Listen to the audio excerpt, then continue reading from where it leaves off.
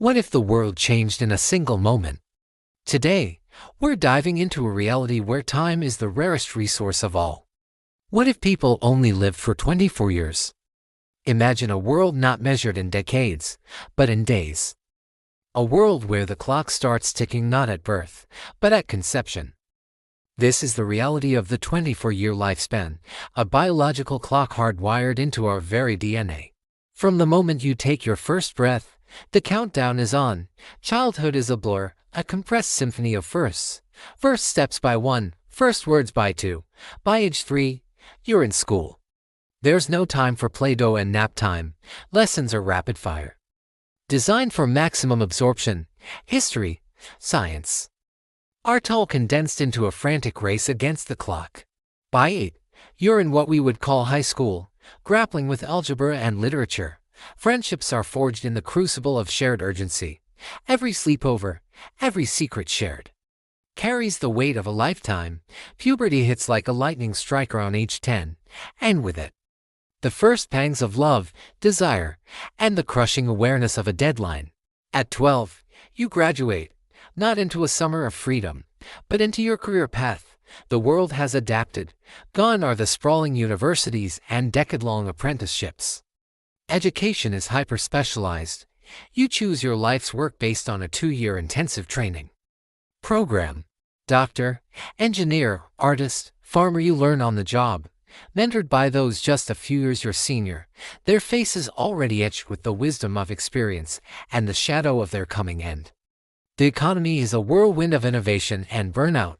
Industries are built on short-term gains and rapid product cycles. Why build a bridge to last a century when no one who built it will see it stand for more than a decade? Ambition is a fire that burns hot and fast. People chase dreams with a desperate intensity.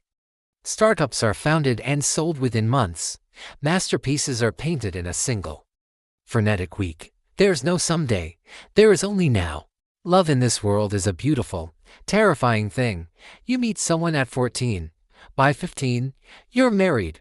By 16, you're holding your first and only child. The family unit is the bedrock of this society. A tiny bastion against the relentless march of time. You pour every ounce of your condensed life into your child, knowing you have only a few short years to teach them everything they need to survive. You watch them grow. A mirror of your own accelerated life. And you see your own end reflected in their youthful eyes. The years between 18 and 22 are the golden years. You are at the peak of your skills, your knowledge, your physical prime. But it's also when the psychological toll begins to set in. You see your mentors, those aged 23, begin to slow. The first gray hairs, the subtle tremor in their hands, it's called the fade, a gentle, irreversible decline. Society has rituals for this. The legacy celebration at 23 is a ceremony where individuals share their life's work, their stories, their final wisdom with their community. It's a party and a funeral all in one. And then comes the final year, year 24. There is no sudden illness. No dramatic collapse. Just a slow, quiet winding down. You retire from your job.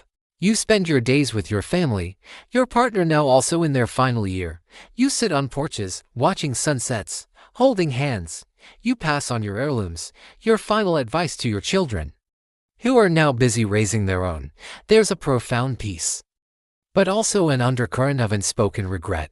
What if I had chosen a different path? What if I had loved more fiercely? What if I had just one more day? This isn't a world of despair. It's a world of profound intensity. Every sunrise is a gift. Every conversation is a treasure. Every touch is a memory etched in gold.